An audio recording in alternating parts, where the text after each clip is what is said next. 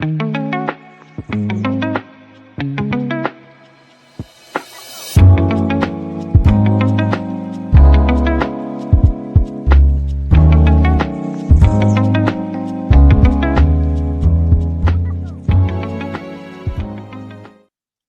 and gentlemen, it's clock management here on Optimus Fantasy. My name is Kevin Tompkins, and to my right on the screen here, you know him. You know him as Braun from Game of Thrones, if you are as online as we are. But of course, it's Pat Fitzmaurice from Fantasy Pros. My friend Pat, my fellow Packer fan. How you doing, my friend? Doing well, Kevin. Great to finally talk to you again. It's been a while. You know, you're one of my favorite guys in the industry, and it seems like it's been a couple months at least since we've had a good conversation. So looking forward to ending the drought. Yeah, and what better way to end the drought than to talk about the 40-40 tie between the old Packers and the non-divisional rival Dallas Cowboys. I mean, you know, myself and Nate Povo, we watched the end of that game before we hopped on stream last night. We were burning the midnight oil and then some, going through all the games from week 4 Sunday. But yeah, there's a lot to talk about with that, but just the fact that, you know, the Packers defense has been kind of a wagon, and then they kind of got shell shocked by the Browns in that fourth quarter, and maybe there's some carryover with that. But yeah, that was not, you know, from a defensive standpoint, not a great performance. From like an offensive, like it was fine, but I feel like the game on both sides left you wanting more. Yes. When we were thinking about this game, this was a circle it on the schedule type of game. I don't think we envisioned Dallas dropping 40 on our defense in the Micah Parsons homecoming game. Right. And yeah, like credit to Dak. Like Dak was absolutely marvelous yesterday. Like insanely good. That throw he made late when they kicked the go-ahead field goal where he's like falling backwards. I thought he was just throwing it out of bounds. And Tolbert was able to get his 2 feet in and catch it like inside the 5 or whatever. Like Dak he was ripping throws. So credit to him for kind of single-handedly doing it with no CeeDee Lamb, without 2 of his starting offensive linemen. But yeah, it's there's some frustration. Can you imagine how we'd be feeling right now, Kevin, if we had burned the entire clock on that last play? Where, I mean, like, and really, if the clock had ticked off that extra second and gone to 0, I don't know that the Packers really could have complained about anything. Like, thank goodness the ball sort of bounced down and not up in the air, or it would have been over. And like, what a fiasco of a way that would have been to lose. And, you know, we had our weekly special teams disaster. Like, I really hope they use the bye week to fire Rich Bisaccia, but I don't know if it's going to happen because our special teams coach is really tight with Matt LaFleur, apparently. So it's weird. It does seem like a good time to go into the bye week, though, to sort of get a refresh and get some of our key players healthy. Zach Tom, Aaron Bank, pretty much the entire offensive line. Yeah, it was, you know, we would have been walking into the apartment like Donald Glover with the pizza boxes had that time gone off the clock. That would have been just, it would have been a scorched earth for the Packer fans, and social media would be like, you couldn't touch it, you know, for at least another week. I mean, and we got to think about that too, you know, because of the bye. But you know, before we talk about, you know, I do want to go in depth with the Packers, you know, quite a bit from certainly a fantasy perspective. But give me the most interesting thing that you saw in week 4, because there's a lot of great nuggets and interesting things that happened in week 4. It was one of the better slates. I mean, week 2 I thought was top to bottom one of the best slates that I can think of in a long time. I talked to Dave Kluge about it, you know, obviously the day after we were like, you know, the games in the early slate were good, but like the late games, you know, kind of tied everything together. But, you know, something interesting that you saw in week 4 that, you know, kind of, you know, piqued your interest? Yeah, some really interesting developments, both positive and negative. I'll try to keep it positive. And I would say for me, Kevin, it was probably just sort of the revenge of the rookie running backs after the slow starts. Like after 2 weeks, you know, we were kind of asking like, what about these running backs, Kevin? And now it's like, what about these running backs, Kevin? Like Genty, what a day he had. O'Marion Hampton, Quinshon Judkins, who's now become just a complete wagon for the Cleveland Browns. Cam Scadaboo getting like 27 touches. Woody Marks seemingly passing Nick Chubb.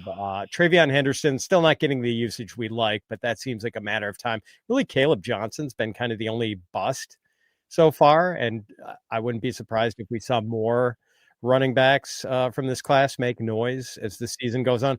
Now, there's some headwinds for these guys, like Genty, rough offensive line to begin with. And I think they lost Colton Miller yesterday. O'Marion Hampton, I know Joe Alt was carted off, and they had already lost Rashawn Slater. Quinshon Judkins, seems like eventually the Browns might have to replace Joe Flacco. And then if it's still in Gabriel, is Quinshon Judkins ever going to see a light box again this season? Scadaboo, can he hold up? Woody Marks, his offensive line's terrible. So there are some headwinds for these guys, but man, if you were wondering if this class really was as good as it was advertised after 2 weeks into the season, I think after week 4, we're feeling this class was everything it was cracked up to be. Yeah, returns are good so far. And then, right here, speaking of, that was who I was going to mention. Obviously that's going to have, we'll get a little, maybe an answer or two tonight about RJ Harvey, because that's still kind of a work in progress. But Sean Payton loves his guys.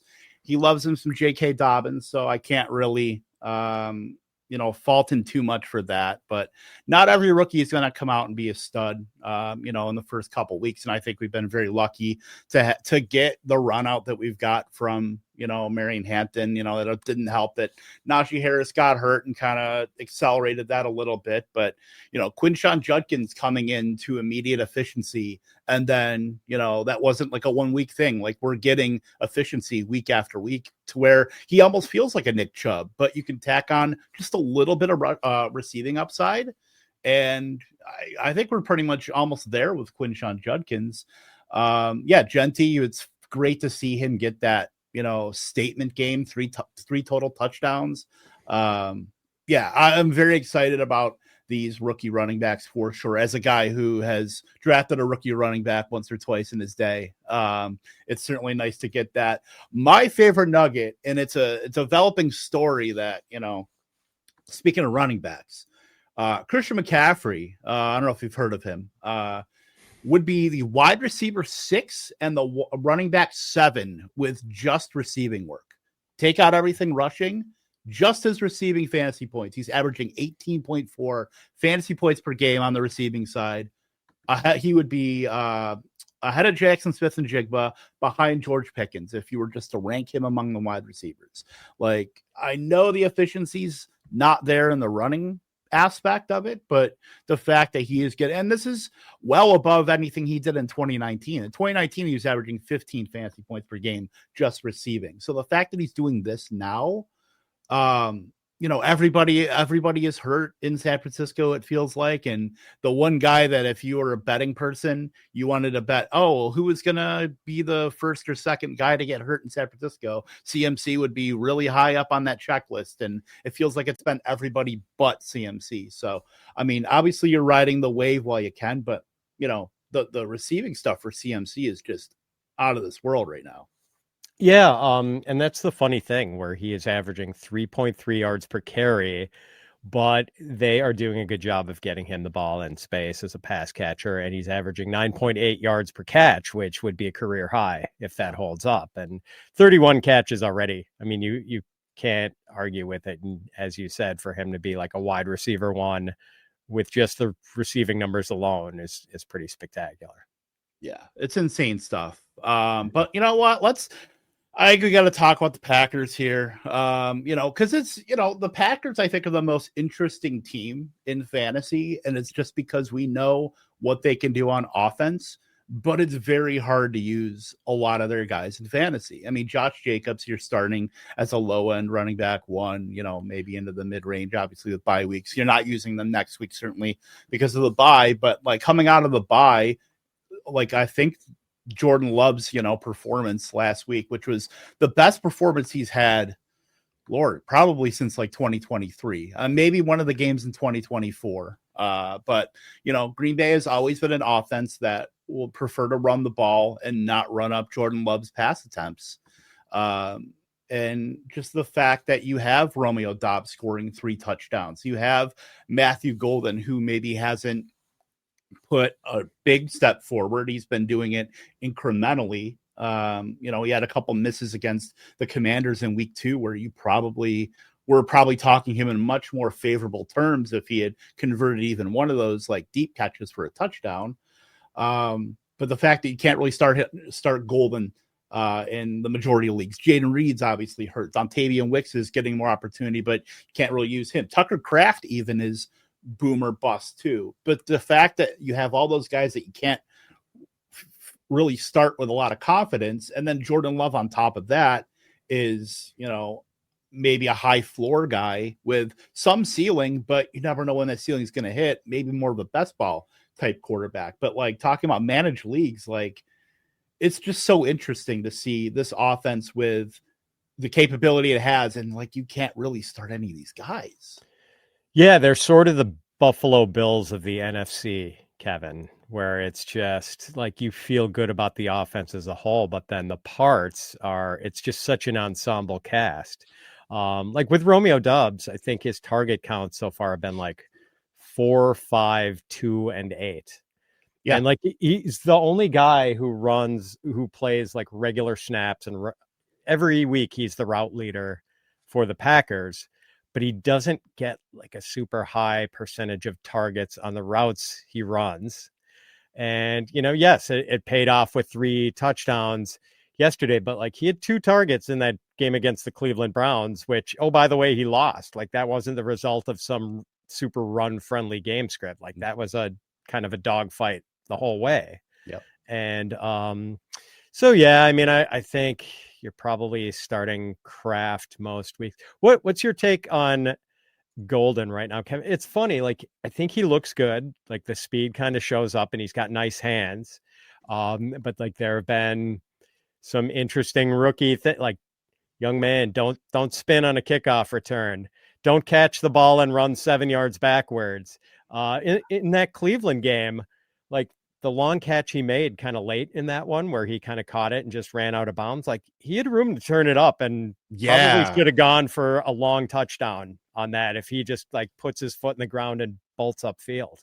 Yeah. See, I like the idea of Matthew Golden, maybe more than Matthew Golden himself as like what his profile is, because his profile that Matthew Golden was one guy I was not drafting because the college profile scared me off. The fact that he couldn't earn targets over guys at, in the American Athletic Conference in Houston, obviously, and then they moved to the Big 12 and he still couldn't do it. And then obviously was well behind Tank Dell there, and then went to Texas and was still kind of the second fiddle behind Isaiah Bond, and then worked his way up and was, the lead target earner in the second half of that season in the bowl game. I think that the totality of like, we want to see early production out of Matthew Golden. The fact that he couldn't beat out, like he was like the 3rd target on these Houston teams. And I'm like, the one thing Green Bay needed was like a consistent target earning wide receiver. And I think that was Ted McMillan. And I think for knowing that they were going to make a big splash, we saw it with obviously Micah Parsons doing that. And don't get me wrong, Micah Parsons is probably the best pass rusher in football. You could probably make a case for a couple other guys, but I don't know if I feel like a Ted McMillan type would probably be a better fit there, where if Green Bay gets pushed, like in this game, we just last night, like if they got pushed, who are you depending on for a big catch? Like, do you feel confident about a guy like Romeo Doubs? Do you feel confident about Dontavian Wicks or any of these guys? Like, obviously, we're spoiled. We had Devontae Adams for a decade, for Aaron Rodgers, who is the best quarterback at the time, throwing the ball to. But we don't have that now. So I feel like that was a profile that Green Bay missed on. But Golden, from what I see athletically, I love seeing what I see, but he kind of mixes in with everybody versus a guy that's gonna, and then we're talking about guy 4 games in. So Yeah. a lot can change, but I just think that the profile didn't really match what Green Bay needed at the time. It's just, yeah, I like the idea of Golden more than I actually like Golden. And I've been a Dontavian Wicks guy the entire time just because I think he's the best target earning wide receiver on the team. And then Tucker Kraft is just an absolute yak monster in the vein of like a George Kittle, where I think he can be that kind of take that mantle or take that baton for like fantasy tight ends going forward. I just think it's too spread out, too uncondensed for the Packers for like Tucker Kraft to see like consistent game by game production, especially that's what we want in fantasy is like consistency. And I don't think you get that yet. And Kittle is kind of the same way where you really didn't get that consistency all the time. So I think that's a pretty good comp there. But yeah, Tucker Kraft needs to be started in the majority of leagues. Obviously, you're not doing that this week, but any thoughts on top of that? With like Golden, because like, how did you feel about Golden coming out? When you saw Green Bay took him in the first round, obviously the first wide receiver since Javon Walker to be drafted in the first round by the Green Bay Packers, and I had to do a shot of gin on air as that happened. I did not think that was going to happen. I hated it at the time because I was terrified by the college production profile and the fact that, you mentioned it, like he was the third leading wide receiver at the University of Houston in 2023. And it's funny, I was like watching a couple weeks ago a TCU game, and there was this guy named Joseph Manjack the Fourth. Joseph Manjack the Fourth, and he had a catch for TCU. And I'm like, hey, there's one of the guys who outproduced Matthew Golden at Houston in 2023. And like, I don't think Joseph Manjack the Fourth is like a major NFL prospect. So, yeah, I wanted a pass rusher or cornerback at the time. And little did I know we were going to trade for Micah Parsons, but, yeah, so I wasn't real thrilled with it, but I'm giving the guy a chance. And so far mixed bag, but there's promise there for sure. And he does add an element of speed that maybe that offense was lacking. Jury very much out though. Yeah, the ballots are still being counted for the Matthew Golden thesis. But let's talk about, because we talked a little bit about Tucker Kraft, like the tight end landscape, where looking at points per game, we're looking at Jake Ferguson is the tight end 1 right now through 4 weeks. Maybe Trey McBride, you probably thought he was going to be top 3, and he is. But you got Hunter Henry, Tyler Warren, Tucker Kraft, Dalton Kincaid, who had Jackson Hawes outsnap him, and Dawson Knox yesterday. Juwan Johnson, Kyle Pitts, Brock Bowers is tight end 9 right now. Just how do you feel about this tight end landscape? I think it's as volatile as I can remember it, like top to bottom, because obviously I think Brock Bowers, we all expected to be like a target earning monster. And we really haven't seen that. And maybe injuries have, kind of sapped a little bit of that in the early going here. Trey McBride is as advertised, certainly, but still a pretty, Arizona underperforms, it seems like, compared to what are like heightened expectations of Kyler Murray and Marvin Harrison and Trey McBride. But yeah, this tight end landscape, it feels pretty gross when you're trying to sort through these guys. So what's your take on it through 4? Yeah, Trey McBride is kind of like what you get when you pay the upcharge on Jake Ferguson. He's basically the same sort of like catch and fall down tight end. He just catches it and falls down a little more reliably than Jake does. Yeah, and that's maybe it. I think you framed it pretty well, Kevin. Like the position, probably mildly disappointing so far, but mainly because the top guys haven't been what we hoped they would be. Like Brock Bowers, not revolutionizing football like we maybe thought he would after that rookie season. McBride, solid, but we're still looking for more touchdowns. I think George Kittle is certainly going to be a must start when he comes back, and maybe he'll prove to be the best option at tight end. Tyler Warren was probably like the best answer to the tight end problem at cost. Like he is the real deal, man. And I do think Tucker Kraft's the guy you play every week. Hunter Henry and Jake Ferguson probably have to be played every week. and Dalton Kincaid and Kyle Pitts, encouraging starts, but obviously Kincaid's value is pretty heavily touchdown dependent right now. And I'd like to see a little more from Pitts before he goes into the circle of trust. Dallas Goedert and Juwan Johnson, guys, you don't feel completely terrible about putting in your lineup. Maybe Zach Ertz gets to that level too as soon as Jaden Daniels comes back. Sam Laporta and Travis Kelce, disappointing but playable. Mark Andrews, hit and miss. I don't think the position is a disaster. There are a lot of guys you can feel okay about putting in your lineup, but maybe we're not getting the star wattage that we hoped for. And some guys have been disappointing. Like maybe Travis Kelce is kind of washed up, and Sam Laporta. Like I thought, I know like a lot of last year was disappointing for Laporta, but it seemed like he was on an upswing late in the season, and now it really hasn't carried over. Can't really play either the Cleveland guys anymore, Njoku or Fannin. Like that passing game has just gotten so gross. So yeah, I mean, a little disappointing overall. Yeah, like you're trying to find outs for these guys. Like Juwan Johnson, I think is like, obviously we weren't drafting him. He was a waiver wire pickup after week 1 and depending on some leagues after week 2 as well. But, Joe pointed out in the chat here, Juwan Johnson has been good except for this week, which I thought with Matt Milano being out for the Buffalo Bills, that's the Andrew Cooper bingo square. Yes. Anytime Matt Milano is out, you play the tight end, that was going to be covered by him. And Juwan Johnson, the Saints are spry, but maybe not that spry to make Juwan Johnson an every week start, but he's been awesome. Jake Tongas doesn't do anything for you, currently out producing Sam Laporta. No, I think that, the tight end position with like Travis Kelce looks more like a podcaster and a fiance than a NFL player right now. Mark Andrews, the last couple weeks at least has been, yesterday 7 for 30.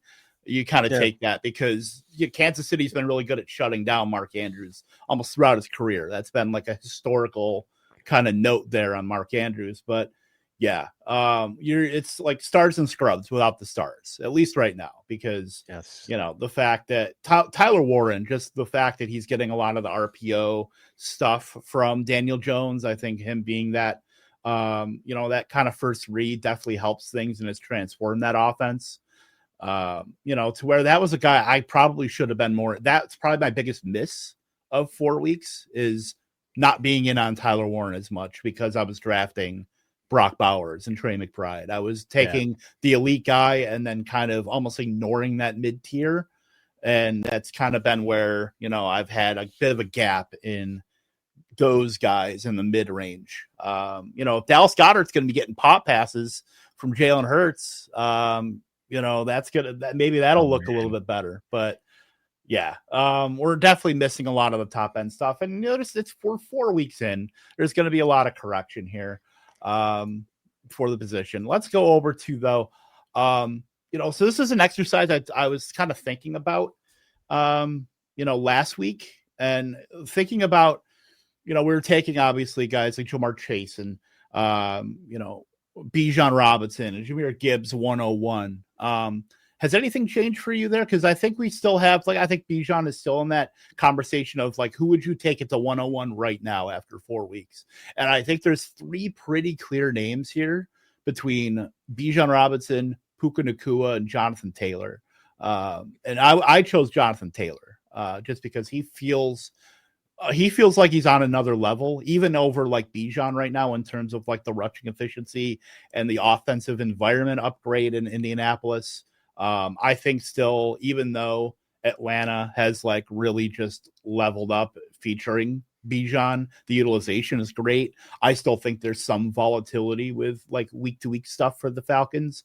But how do you feel about that? How do you feel? Who would be to 101 through 4 weeks if you were going to redraft everything? Yeah, and Jonathan Taylor had a long touchdown taken off the board yesterday. Too. That was just I'm sure made a lot of people. That was a DFS, man. That DFS that killed me, and that killed a pick'em as well too. That was just a multi-pronged, just awfulness. Yeah, I think I have to go with Puka Nacua at 101. This is starting to feel like that Cooper Cup 2021 season where he went just nuclear. And I have him in one league, Kevin, and I'm just like kicking myself for all the little things I worried about with Puka, like what the arrival of Devontae Adams might mean for his target share, the back issues Matthew Stafford was having in August, that Puka himself has, missed some games with injuries, but I think part of it is like when you're getting that sort of target count and you play the game like Puka does, just an absolute warrior. So yeah, I mean, I let those things convince me to push Puka down my draft board a little bit, and I'm very much regretting only having him in one spot. So I mean, like, we're 4 weeks into the season, Kevin, and Puka Nacua has 42 catches for 503 yards, and finally scored his first touchdown on Sunday. Yeah. So he's on the board there. But the pace he's on right now is 179 catches and 2,138 yards.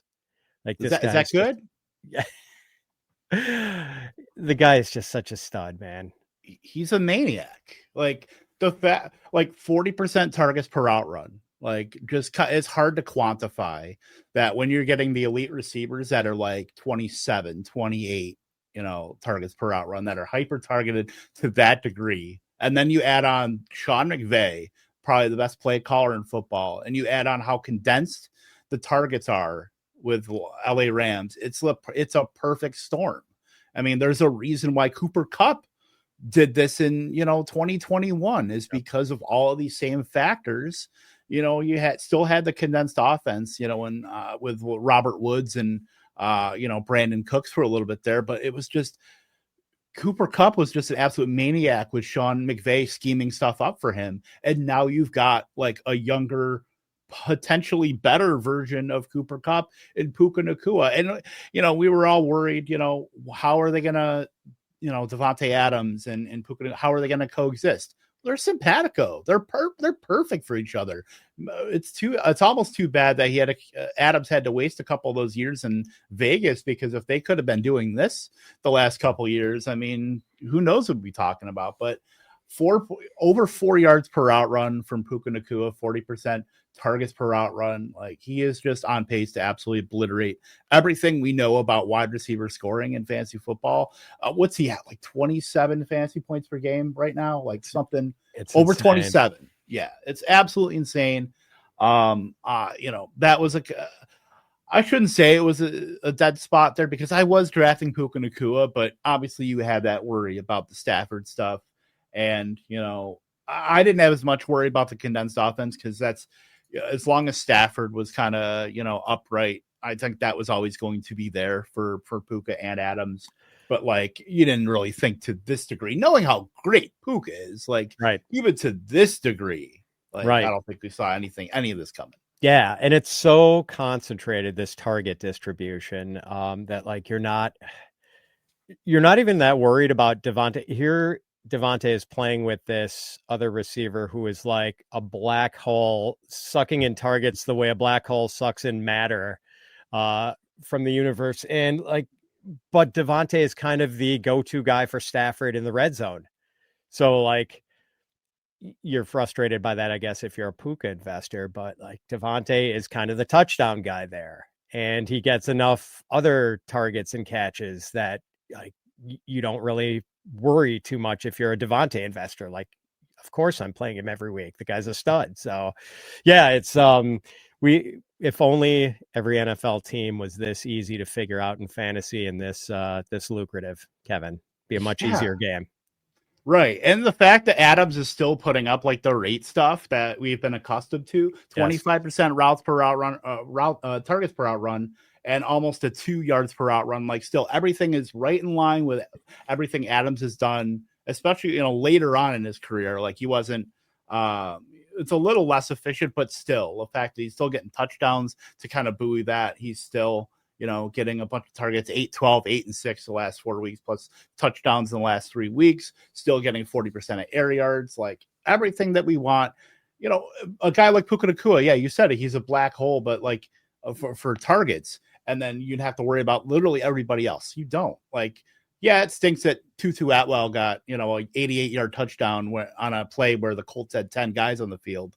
You want that to be going to one of those other guys, but you kind of take that there. But yeah, I mean, Puka Nakua is going to absolutely destroy worlds, and Devontae Adams is just along for the ride at this point as like the set and forget, wide receiver 2 in fantasy. But speaking of wide receiver 2s, and what we've got to figure out here with the LA Chargers, like, is it time to change what we thought about these guys? Because we were drafting Ladd McConkey so confidently in the late second, early third, and now Ladd McConkey is seemingly taking a backseat to a former first round pick, who, by the way, you look at those first round picks, what was that, 2023, the JSNs, or 2022, the JSNs, Zay Flowers, Rashad Bateman's, whatever. But like all those wide receivers, now that QJ is starting to level up, looking pretty good amongst those guys. But yeah, Quentin Johnston, I don't know if I want to call him their wide receiver 1, because I think any of those 3 between McConkey, Johnston, and Keenan Allen can be a wide receiver 1 in fantasy in a given week. But given what we've seen in a 4-game sample now, where QJ has been almost well above those guys consistently, I think we got to change our priors a little bit on Quentin Johnston, like going forward, even after 4 weeks. I think we have to. And I'm going to start putting together week 5 rankings later today. And I am kind of dreading the moment where I have to decide how to rank the Chargers receivers. And last week, I think it was like Ladd McConkey was wide receiver 19 and QJ was like wide receiver 30. Yeah. And like the rationale I had there, Kevin, was that like McConkey is just really talented, and I was still believing that he was the most talented receiver on the Chargers, and I'm just going to continue to rank guys based on what I believe their talent level to be. But maybe kind of the realization I had during that Chargers game yesterday was that Quentin Johnston was talented enough to be a first round pick, but his hands were such a huge issue early in his career. Now that it looks like QJ's hands aren't a problem anymore, like, do we have to question whether QJ might be as talented as Ladd McConkey, or maybe even more talented? Because this guy is such a physical freak, like big and fast, and just like a serious problem for defenses when he has the ball in his hands. And now all of a sudden he's pretty good at getting the ball into those hands. Yeah. So as much as I like Ladd, I am kind of rethinking the situation here. Yeah, like we went into this, thinking, Ladd McConkey is the best ball in hand guy on this team. Like, you get the ball into his hands and he can make stuff happen. And we really just haven't seen. I mean, the targets have been there. It's not quite Brian Thomas-esque where you're like getting such like poor efficiency on some of the stuff. He only had 1 catch on 6 targets, against the Giants. And that was a game where that was pretty much run through Marion Hampton in terms of, and obviously QJ too. But, there wasn't a lot of room for like the secondary guys. Like Keenan Allen didn't do too much, 5 for 37, his first game without a touchdown, after 4 weeks. But yeah, Quentin Johnston, just running a ton of routes, for almost 40% of the air yards there, 2.16 yards per route run. Like, I think we have to start looking at him as like, geez, thinking about where you like rank him rest of season, you're probably staring down the barrel of like what, wide receiver 13, 14 with still room to move up.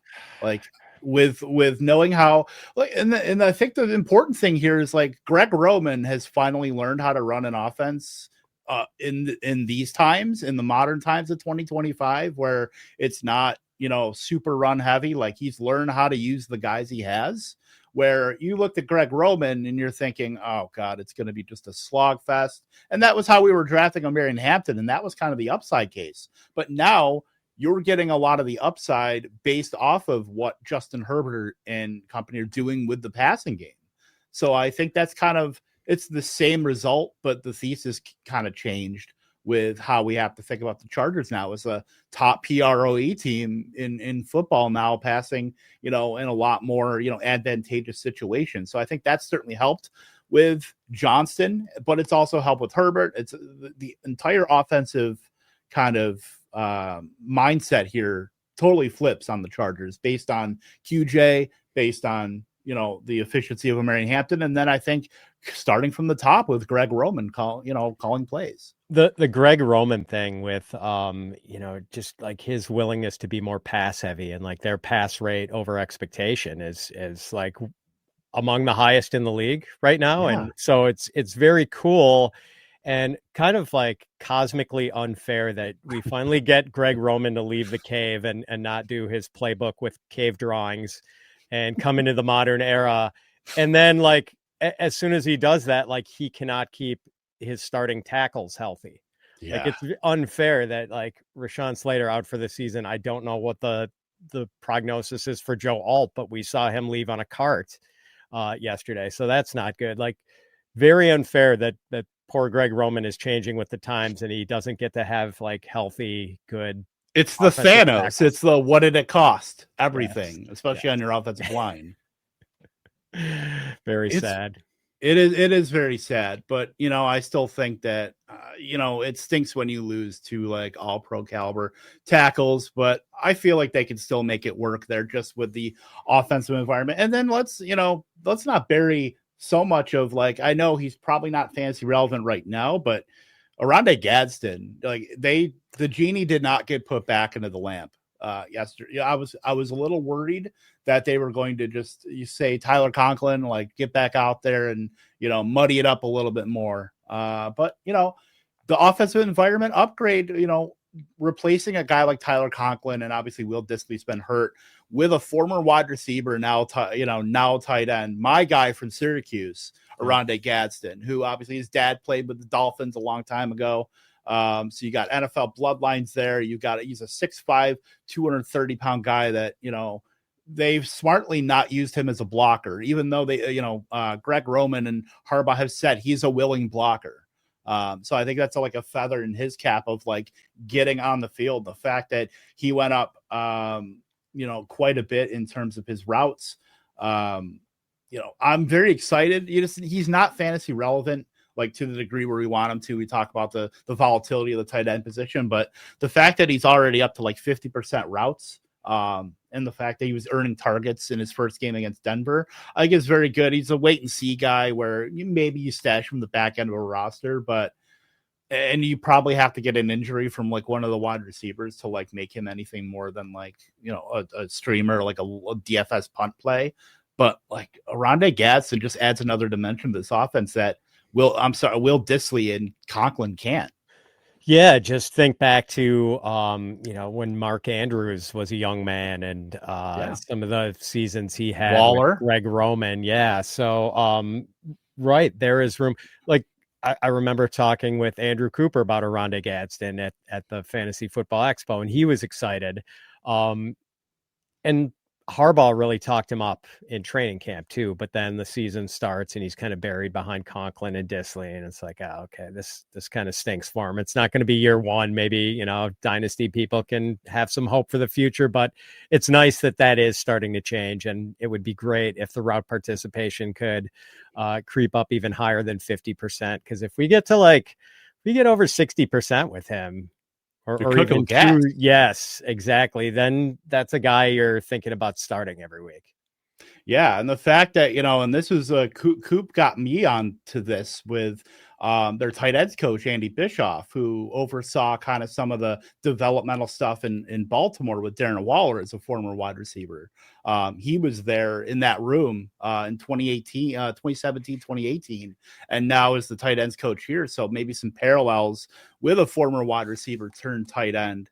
Some of those skill sets, Gadsden is not athletically anywhere near Darren Waller, like in terms of like the 40 time and some of the measurables, but like you can kind of somewhat 1-to-1 thesis Waller over to Gadsden. And, that's the profile we want in fantasy. Juwan Johnson is like a perfect example there of a wide receiver turned tight end, an athletic guy that is now, pretty entrenched in terms of what the Saints do. So that's like what you're hoping for at the end of the day.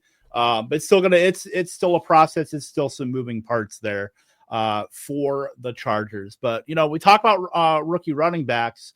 One we did not really talk about at length was Woody Marks, who definitely with Nick Chubb kind of run. I don't want to say running out the clock. I think it's a little disrespectful, even though I literally just said it now. But it kind of feels that way with Chubb, where it's great to see him healthy, and everybody roots for Nick Chubb.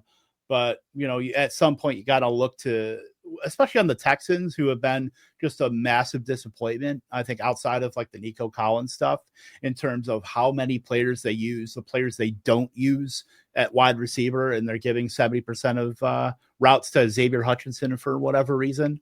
So that's not great. But like a guy that kind of studded up was Woody Marks, at least last week. Season high route, season high snaps. And then completely kind of obliterated Nick Chubb in terms of production. 2 touchdowns, over 100, almost 120 yards total. I'm very in on Woody Marks, who had kind of a questionable profile in terms of like rushing efficiency, but had some of the receiving stuff that we liked. Some of the thesis there for Marks was maybe he could work in as like a receiving complement, and they would remove some of the kind of riffraff with the Daria Gumbawales and the Damian Pierce and guys like that. But Woody Marks has kind of put his stamp on this backfield to where I think he's almost undeniable now as a guy that is clearly going to be the waiver wire pickup this week. In kind of a weak week in terms of waiver wire guys. But still, I think Woody Marks has definitely put his stamp on at least this Texans offense right now. Yeah, Marks is, I think, the number one waiver target. Now, Kevin, be nice to Dare Agumbawale, who went to my high school. So I have to stick up for Dare here. Was he a good kicker then too? That's a good question. I don't know if he had a side gig as a kicker in high school. So what's great about Marks? So yeah, he did outproduce and just out the volume. 56.3% of the offensive snaps, outsnapped Chubb 40-30, outcarried Chubb 17-13, ran more routes 16-9. And I think it wouldn't have been a shock to see something like that if the Texans were on the wrong end of a 26-0 game where they were trailing and playing catch up, and it was more passing down snaps and they were in passing down mode the whole time. Like that's a seemingly would have been the Woody Marks spot, but for them to do it in a game that they led comfortably and had a run friendly game script the entire time. And maybe it's just the Texans sort of realizing that when you have a bad offensive line, maybe it's good to have a creator at running back who can make people miss. And like Chubb used to be able to make people miss, just 3 or 4 years ago, we're talking about him as the best pure runner in the league. And it's cool that he's been able to pick up his career and keep playing after that devastating injury. And I do think he continues to have some sort of role, but like this is a 2-man backfield now, and it's possible Marks is the 1A guy and Chubb is just 1B. And I don't know if Mixon comes back. Like, I think at this point, everyone's just kind of expecting him to miss the season with this foot issue because we're getting no information on him. So maybe Marks can turn out to be a guy we're just putting in our lineups every week. It's a no-brainer. Play Woody Marks. And like that seems to be the direction things are going in.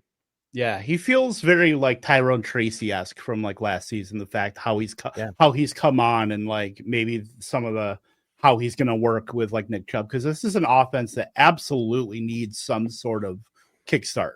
Like Nico Collins is awesome, don't get me wrong, but the fact that you're getting Christian Kirk back and he looks a step slower for sure. Like we're talking about a guy that, and they put him in the slot this week, 74% of his snaps in the slot, but last week he was out wide. Like I feel like they don't know quite what to do with him right now. And they use so many other wide receivers. Like they were using, week 1, 2, they were using the Justin Watsons, and they've been using the Xavier Hutchinson for whatever reason. And then you've got day two guys in Jaden Higgins and Jalen Noel that they don't seemingly want to use, that are just like running routes sporadically. Like Jaden Higgins scored a touchdown on his only target yesterday on 37% of routes.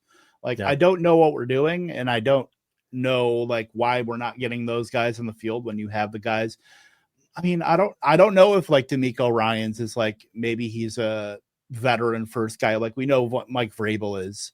all of our frustrations with a guy like Trevion Henderson, where we know that they'll defer to the veteran in most scenarios. But yeah, I mean, we're getting just boring production out of Dalton Schultz. Obviously, you're not really starting him unless you have to, but like, we need a second guy in this offense. And it could be just Woody Marks. That could just be the answer, because I don't think Christian Kirk is the answer. We're drafting him based on volume. And as we know with like running backs, anytime you think you're drafting a guy purely on volume, that blows up in your face. See Mike Davis from years ago. But yeah, so Deontay Johnson, I guess last season is kind of the same thing, where you draft a guy based on volume, and then all the other surrounding things behind, around you, kind of blow the whole situation up. But yeah, this Justin Watson, like, that's just miss me completely with that. Maybe there is hope, because they have apparently had an epiphany about their backfield with the way they played Woody Marks. So maybe we are not far off from a world, Kevin, where 3 receiver sets in Houston have Nico Collins and Jaden Higgins on the outside, these big, physical, super skilled outside receivers, and then freaky athletic Jalen Noel with his 41.5-inch vertical jump, lining up in the slot and raising all sorts of hell over the middle. Like, give this to us, please. Right. Obviously they had to go in knowing they're going to draft. They draft 2 day 2 guys. You don't have Tank Dell likely, the whole season. So you got to figure out what your guys are going to be after that. Obviously, you let Diggs go. He had his ACL injury. That was never going to be a long-term thing anyway. But yeah, you kind of got to figure out what you're doing. And I don't think Xavier Hutchinson, I'm sure you're like a totally nice guy, but you're not part of the future plans for this offense. CJ Stroud, that's another conversation right there about CJ Stroud, where it looks like he's running the Kyle Pitts, Juju Smith-Schuster, get your good season out of the way very early and then kind of backslide. Like CJ, put that in totality with the pass catching stuff. That is one of the least, positive vibes offenses in terms of, you don't feel any good about anybody, but obviously Mark's now and Nico. But yeah, that doesn't feel good. And then I did want to talk about one more thing with we talked about Trevion Henderson. I think we could talk about that for a sec here, because we all thought with the fumble, the fumble-a-thon last week with Drake May fumbled, and obviously Antonio Gibson fumbled, Ramondre fumbled twice. We thought there'd be a lot more work for Trevion Henderson, that maybe Mike Vrabel would see the light and say, hey, maybe we get the guy that runs like Jahmyr Gibbs. Maybe we get him some efficiency touches and see what he can do. As Lee Corso would say, not so fast, my friend, because still got 10 touches for Ramondre, led the team in rushing yards, was still very much involved. Not that you thought he wasn't, but you thought there would be some more schemed up stuff for Trevion Henderson on an offense that, almost like the Houston Texans, needs juice, and they don't have a Nico Collins. You have Stephon Diggs had 6 for 101, and that's awesome. That's by far his best game of the season. But you still don't really have that juice there on a team that Drake May has had, he's going to need back surgery after carrying these guys. That's the way we're going with the New England Patriots. Yeah, and I get that they feel like Trevion Henderson can't be a do-everything workhorse, every down back. Doesn't have to be. Right, does not have to be, exactly, Kevin. Because look at Ohio State. I mean, Ryan Day brought in Quinshon Judkins to be a tag team partner for Trevion Henderson, and I don't think Henderson ever had more than 12 carries in any game last year at Ohio State. But at least pare it down to a 2-man operation where it's Ramondre Stevenson and Trevion Henderson. Like, the fact that Antonio Gibson is getting a significant amount of snaps and touches is frustrating. And your hope, I guess, if you're a Trevion Henderson investor, is that Ramondre Stevenson and Antonio Gibson both have pretty troubling fumble histories, that it gets so bad with one of those two guys that maybe, Mike Vrabel has to throw the guilty party into fumble jail, and that frees up some snaps for Trevion Henderson. Because just please get this guy a 50% snap share every week, and I think good things are going to happen. Yeah, right now we're the run out we're getting with Ramondre. We're getting the Pete Carroll, Chris Carson run out, where Chris Carson would just fumble nonstop, but Pete Carroll would stick with that guy no matter what. Like Chris Carson, there's probably incriminating stuff on Pete Carroll, Chris Carson had a hold of that, he would not let him go. But yeah, it's the veteran deference. And in a lot of these situations that we've talked about, especially with the rookies and stuff like that, assuming rational coaching. Like, I think that's where we're, assuming these guys are going to put the best players on the field immediately. And it's not going to be that way. It's just, it's a fact of the NFL. It's a fact of life that, you can't always assume that head coaches are going to be putting all these guys, we want TreVeyon Henderson to come out and get 18 touches for, 160 yards and 2 touchdowns. And, we're all joining hands and singing Kumbaya and we're all great. But that's just not the way of the world. Like, we're going to have to deal with some of the Ramondre riffraff here for at least a few weeks. And it stinks, but, and that's a good thing for because you want, just like Devon Achane, he hasn't had a Raheem Mostert to kind of work in tandem, because you don't want those efficiency backs to gain a lot of volume. Like we looked at Alvin Kamara, the year he had 240 carries, his worst efficiency season by far. You want guys that are going to be able to play with the efficiency guys to work off of. You want the Ollie Gordon to get 10 carries so Achane can be awesome. You want the Mark Ingrams and the whoever, Adrian Petersons that work alongside a Kamara to get the efficiency. And it's kind of the same thing here with Ramondre and TreVeyon. I don't think Ramondre's that great, and he's certainly not going to be on the field if he keeps fumbling, but you have to have some kind of tandem there. But it's only good for TreVeyon if you get that. Maybe one little silver lining, like Mike Vrabel sort of solidified his reputation as a straight shooter, because he said all week in the run up to this game, like he wasn't going to cut Ramondre Stevenson's workload. And we were all sort of like listening to that and saying, oh, really? Okay, let's see if that's really the case. And, maybe he thought he was going to do some sort of Kyle Shanahan type rug pull with us, but that he was good to his word. So I guess we have to take Mike Vrabel at face value. Yeah, unfortunately, we'll see how long my patience and the collective fantasy patience wears. Listening to Mike Vrabel talk about Ramondre and how he's not losing his touches. All right, Pat. Look, it was great to get to gab with you, to talk some ball with you. Let everybody know here what you got cooking up. I know you're very, very deep in the streets over there at Fantasy Pros. Yeah, and people should check out our waiver wire article, which always hits on Monday mornings, because we know people are licking their wounds and have to get replacements for injured guys and, reinforcements for Malik Neighbors and those types of people. So be sure to check that out. Check out the Fantasy Pros Football Podcast, and people can find me on Twitter at Fitz_FF. And this is great, Kevin. I hope you'll have me back when the Packers are 10-1-1. And we can have a different type of conversation about our team then. Yeah, I certainly hope so. Because look, I'm sorry, I'm a purist. I can't do the ties. I know player safety. We want everybody, being as healthy as possible. But I can't do a tie. You're not a big English Premier League guy. I watch Welcome to Wrexham. That's my real because I have an affinity with Liverpool, because I grew up in Liverpool, New York, so that was always oh, they had the same name. City, I guess sure.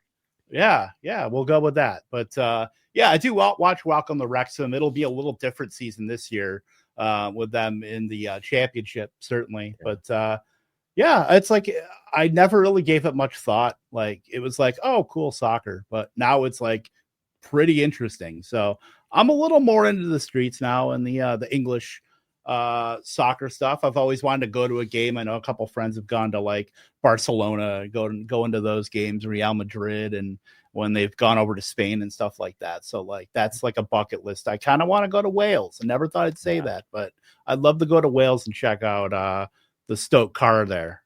But I hear you, ties in the NFL a little harder to get used to than ties in soccer. Yeah, it's and if you could tell I'm really not much of a hockey fan either, because ties are oh, that's just a Tuesday. But we'll get on out of here. Pat, again, thank you so much. Appreciate you hopping on with me. Next week, we'll be here, same bat time, same bat channel.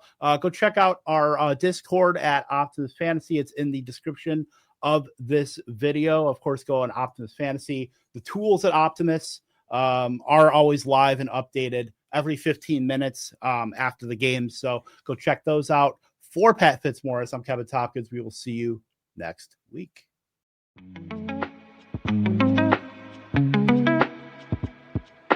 Thank you.